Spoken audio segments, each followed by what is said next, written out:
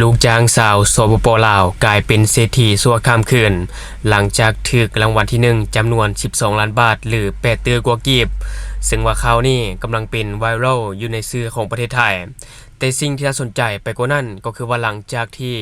รู้ว่าตนเองถูกรางวัลที่1ก็ได้ตัดสินใจแบ่งเงินรางวัลจำนวน2ล้านบาทให้กับนายจ้างที่ป่วยติดเตียง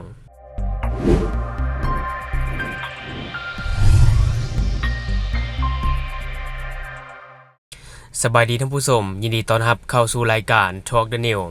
และหัวข้อที่ข้าพเจ้าอยากจะนำเสนอในมื้อนี้ก็จะมาเว้าถึงข่าวที่น่าชื่นชมและก็สร้างความประทับใจอย่างยิ่งในมื้อนี้ที่ว่านางสาวลำพรสายราชอายุ47ปีเป็นลูกจ้างสาวสปป.ลาวที่ว่าได้กลายเป็นเศรษฐีคนใหม่ภายในคืนเดียวหลังจากที่เพิ่นถูกรางวัลเลขท้ายรางวัลที่1งวดวันที่1พฤศจิกายน2025หมายเลข355898จำนวน2ใบซึ่งได้รับเงินรางวัลรวม12ล้านบาทซึ่งว่าข่าวนี้เนาะก็อย่างที่ได้กล่าวไปกำลังเป็นไวรัลอยู่ในสื่อของไทยบ่ว่าจะเป็นเพจใหญ่ๆเขาเจ้าก็ได้นำเสนอข่าวนี้เพราะว่าจุดที่น่าสนใจของข่าวนี้ก็คือว่าหลังจากที่ลูกจ้างสาวสปป.ลาวได้รู้ว่าตัวเองถูกรางวัลที่1ก็ได้ตัดสินใจแบ่งเงินรางวัล2ล้านบาทให้กับนายจ้างที่ป่วยติดเตียงซึ่งว่าข่าวนี้หลายคนก็รู้สึกว่าคนลาวเป็นคนที่มีน้ำใจเนาะบ่ลืมบุญคุณเนาะบ่ลืมบุญคุณนายจ้างที่ว่าใจดีกับผู้เกี่ยวซึ่งก่อนที่เราจะไปรวมกันในหัวข้ออื่นๆเราไปเบิ่งโฉมหน้าผู้ถูกรางวัลที่1จำนวน12ล้านบาทก่อนเนาะไปเบิ่งความในใจเบิ่งความตื่นเต้นหลังจากที่รู้ว่าตัวเองถูกรางวัลที่1ซื้ออยู่ปาก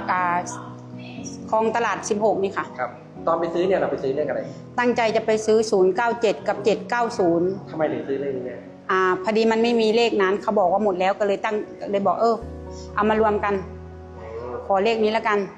ไอ้097เนี่ยทำไมเราถึงซื้อเพราะว่าฝันเหมือนฝันค่ะฝันเหมือนเจ้านายเราค่ะแล้วก็เลยไปซื้อค่ะแต่มันไม่มีค่ะก็เลยได้เลขนี้มาใช่ค่ะพอได้เลขนี้มาปุ๊บทราบได้ว่าพี่เนี่ยมาบนที่ศาลด้วยเหรอใช่ค่ะศาลหน้าบ้านเหรอครับใช่ค่ะแล้วพี่พูดว่าไงพี่บอกว่าขอให้เปิดโชคเปิดลาภเปิดดวงให้หนูด้วยหนูติดหนี้ที่ลาวหนูขอ3ตัวหน้าให้ออกรางวัลที่1ให้ออก3 4 5นะคะ3ตัวหลังรางวัลที่1ขอให้ออก898นะคะช่วยลูกด้วยคือพูดตรงๆเลขที่เราพูดมาเลยค่ะ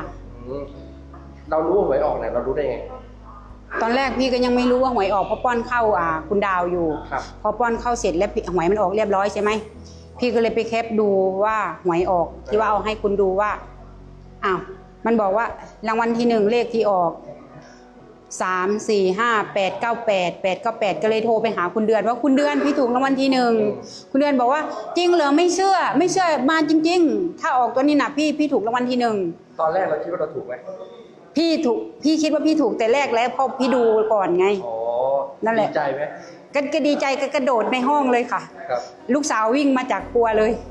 เราจะวางแผนการใช้เงินแบบนี้ยังไงบ้างเอาไปใช้หนี้แล้วก็จะเอาทำบุญแล้วก็เหลือนั้นก็เก็บไว้ใช้ตอนแก่คือไปใช้หนี้ที่ประเทศลาวค่ะที่ประเทศลาวค่ะทราบได้ว่าใจดีจะให้นายจ้างเลยใช่ค่ะให้คุณดาว2ล้านค่ะทำไมครับทำไมเราถึงเพราะว่าคุยกับเขาแต่แรกว่าถ้าพี่ถูกหวยพี่จะให้คุณดาวและวันเกิดเขาก็วันที่4แล้วพี่ก็เกิดเดือนเดียวเขาวันเดียวกับเขาปีเดียวกับเขาปีม้าเหมือนกันพี่มาอยู่ที่เมืองไทยกี่ปีแล้วถ้ารวมเบ็ดเสร็จแล้วคะน่าจะประมาณ20กว่าปีค่ะหลังจากนี้ถ้าถูกหวยเนี่ยยังจะดูแลคุณดาวต่อไหมดูค่ะดูแลคุณดาวต่อไปค่ะแต่ว่าวันที่15ขอกลับบ้านก่อนนะคะ10วันค่ะโอเคเพราะต้องไปจ่ายค่าหนี้ให้เขาค่ะเดี๋ยวเขาจะว่าเราเหนียวหนี้และที่ผ่านไปก็จะเป็นโฉมหน้าเศรษฐีคนใหม่ที่ว่าถูกรางวัลที่1จำนวน12ล้านบาทถ้าตีเป็นเงินกีบก็ประมาณ8ตือกว่ากีบท่านผู้ชมเนาะหรือว่า 8,000 ล้านก็ถือว่าหลายพอสมควรซึ่งผู้เกี่ยวก็ได้บอกว่าจะเอาเงินจำนวนดังกล่าวไปใช้หนี้อยู่สปป.ลาวเนาะที่ว่าตัวเองยังเป็นหนี้อยู่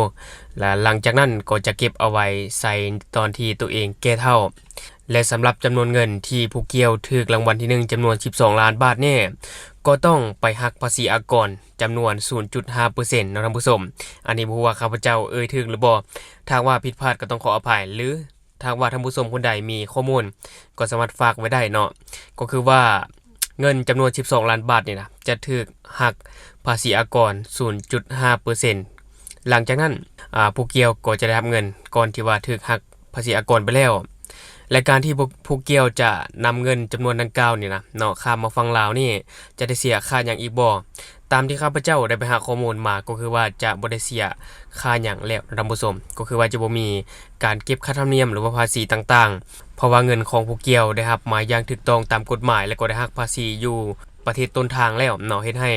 การนำเงินเข้ามาสปป.ลาวโดยทั่วไปแล้วก็คือว่าจะบ่มีการเก็บภาษีหรือค่าธรรมเนียมจากเงินต้นทุนดังกล่าวอีกอันนี้ตามที่ข้าพเจ้าได้ไปหาข้อมูลมาเนาะมันเป็นนั้นแต่ว่าจุดที่น่าสนใจของเขานี้เนาะที่ว่าหลายคนก็เข้าไปชื่นชมไปยองว่าคนลาวคนนี้บ่ลืมบุญคุณที่ว่านายจ้างเคยช่วยเหลือมาเนาะหรือว่านายจ้างเคยใจดีนำว่าจังซี่ซะก็คือว่าผู้เกี่ยวหลังจากที่ถูกรางวัลที่1จำนวน12ล้านบาทก็ได้มอบเงินจำนวน2ล้านบาทให้แก่นายจ้างที่ว่าป่วยติดเตียงอยู่เนาะเนื่องจากว่าผู้เกี่ยวฮู้บุญคุณที่นายจ้างเป็นคนดีแล้วก็โชคชะตาเฮ็ดให้มาพบกันเนาะมาพบกันนอกจากนั้นเงินส่วนที่เหลือผู้เกี่ยวก็จะนำไปใช้หนี้แล้วก็อย่างที่ได้กล่าวไปเก็บไว้ใช้ยามแก่เฒ่าอันนี้ก็เป็นเศรษฐีคนใหม่ท่านผู้ชมซึ่งว่าในปัจจุบันนี้ทั้งในลาวแล้วก็ไทยเขานำเสนอไปอย่างเช่นเพจใหญ่ๆของไทยก็ได้นำเสนอไปเช่นกันเนาะถือว่าเป็นเศรษฐีคนใหม่อันนี้ก็ต้องขอแสดงความยินดีกับนางลำพรอีกครั้งหนึ่งสำหรับโชคใหญ่ครั้งนี้แล้วก็สมเสยน้ำใจอันงดงามของเพิ่นที่ว่าได้ฮู้บุญคุณต่อนายจ้างเนาะบ่ลืมบุญคุณแล้วก็ตามพวกเราจะนำเสนอข่าวใหม่ๆให้กับท่านผู้ชมและสำหรับท่านผู้ชมคนใดที่ว่าบ่อยากพลาดข่าวสารของประเทศลาวหรือว่าพลาดข่าวสารที่เกี่ยวกับลาวเนาะก็อย่าลืมกดติดตามช่องของเราไว้และเราจะเก็บเอาในข่าวต่างๆมาฝากท่านผู้ชมและทั้งหมดก็คือสิ่งที่ข้าพเจ้าอยากจะนำเสนอในมื้อนี้